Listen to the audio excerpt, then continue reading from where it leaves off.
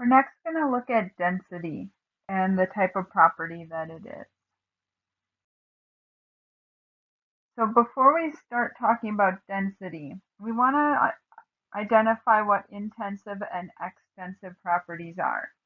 And extensive properties are properties who depends on how much of the matter you have, how much stuff there is.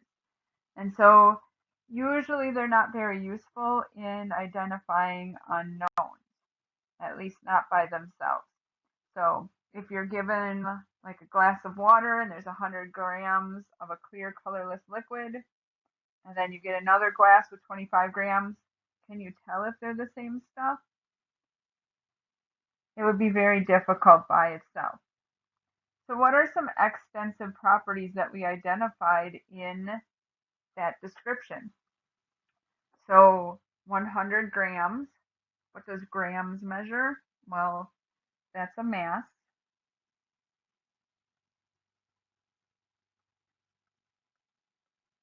If we look at clear colorless, that is a description, so that's color or some descriptive property. Okay, so those would be examples of extensive. Some other things that could be extensive are volume, moles, which we'll talk about later,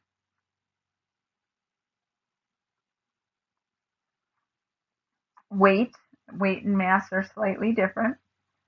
Okay, intensive properties are properties where it doesn't matter how much material you have. So intensive are independent of the amount of matter. And these are much more useful in helping us to identify unknowns. So if we have an sample with identical intensive properties, usually they're the same material.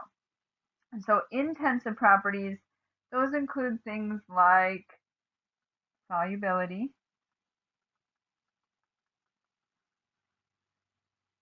melting point, and boiling point, freezing point. Melting point and freezing point are the same number. Density, electrical conductivity, so whether or not it conducts electricity, thermal conductivity. Those are all examples of intensive properties. And we'll be looking at a lab that compares intensive properties in order to identify unknowns.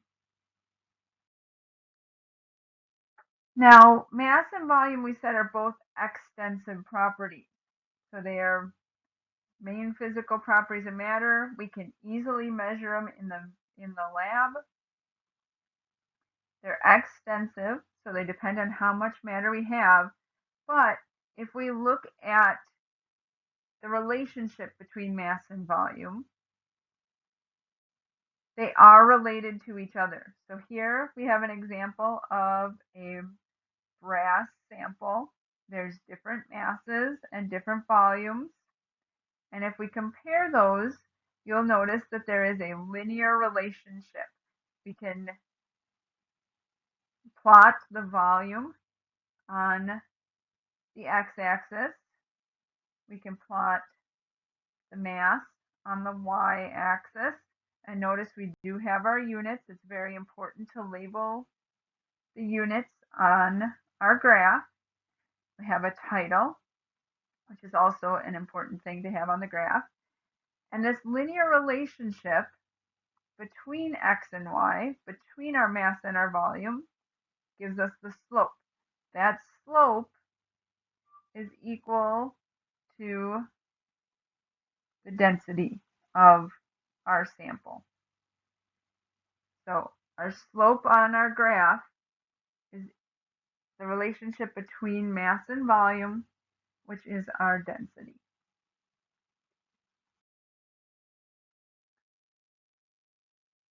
Density, however, is an intensive property. So it doesn't matter how much of the material we have. That's why we get that linear relationship. The units are grams over cubic centimeters, or because 1 cubic centimeter equals 1 milliliter, we could say it's grams over milliliters, which is how we typically measure liquids, is grams over milliliters. Gases are significantly less dense, and so we need a larger volume to compare. And so gases, the units for gases are grams per liter. Now we can figure out the volume using Archimedes' principle. This is a displacement of water. So if you have a graduated cylinder or a beaker full of water, you can put a solid that does not dissolve into that water, and the difference in the volume of the water will be the volume of that solid, and that's called Archimedes' principle. Typically, solids are more dense than liquids, and liquids are much more dense than gases. The unfortunate part is one of the most common substances that we deal with, which is water. This does not hold true. So ice is less dense than water, and if you continue on, we'll talk about why that is in the second semester chemistry course. It has to do with hydrogen bonding. So if we want to find the density, we divide the mass by the volume. So density is mass divided by volume. Now the interesting thing, and if you think about it, it makes sense that it depends on temperature. Density is dependent on temperature because if we heat an object up, typically it is going to expand. And when we expand the object, that increases the volume, and so our density changes with temperature. So you'll frequently see that we say that if we're giving a list of densities, we give it at a particular temperature.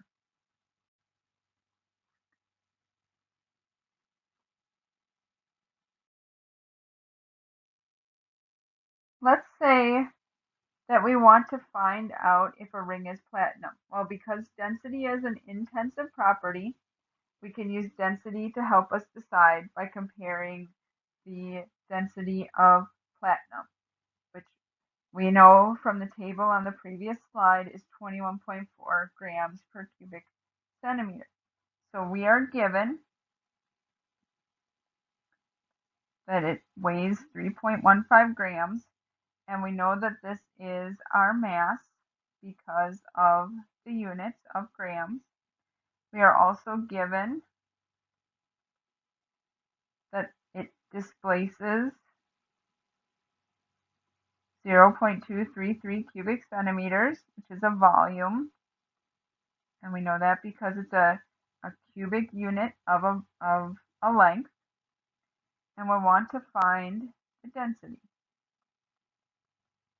So our equation for density is mass divided by volume. We have both the mass and the volume, so we can plug it into our equation.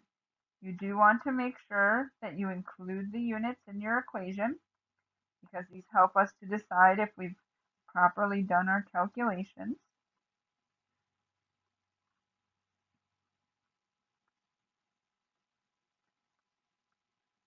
We know density has units of grams per cubic centimeter, and so our answer has grams per cubic centimeter, so we know that we've done it properly.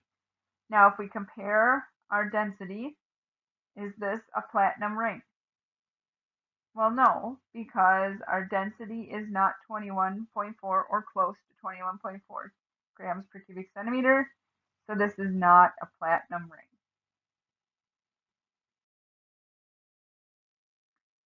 So here's a problem for you to try. What is the density of a brass sample if we're given 100 grams and we add it to a cylinder? Causes the water level to rise from 25 milliliters to 36.9 milliliters. Pause the video and see if you can do this calculation.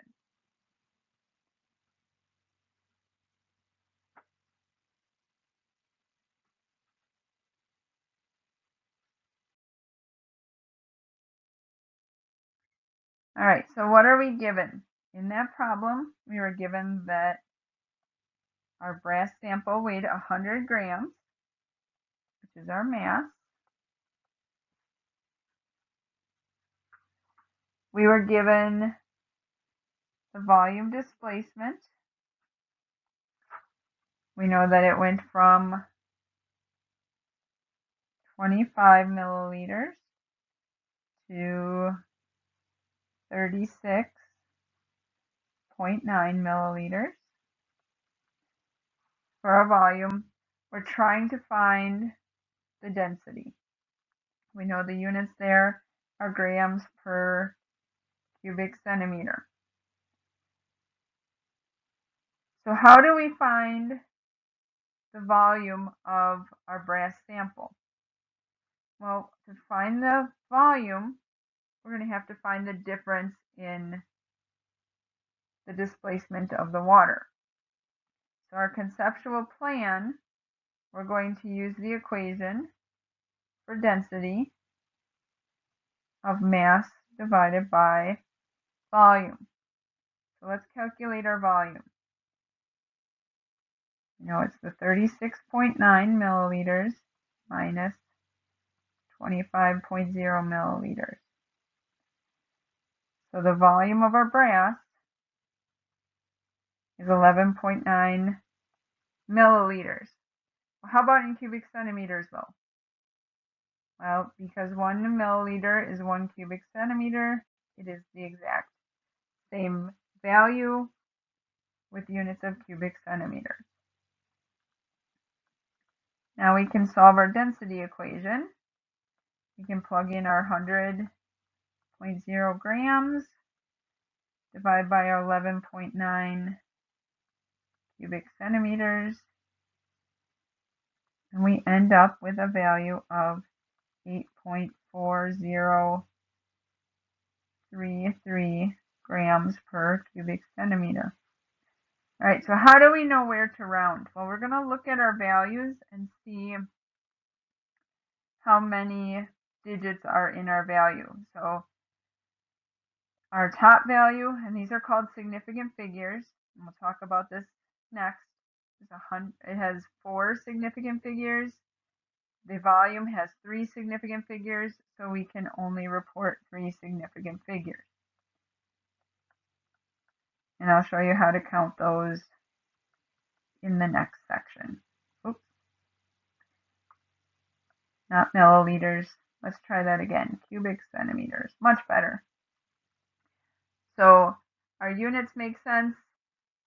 Brass would probably sink in water, so density greater than 1. The density of water at 4 degrees Celsius is 1 gram per cubic centimeter.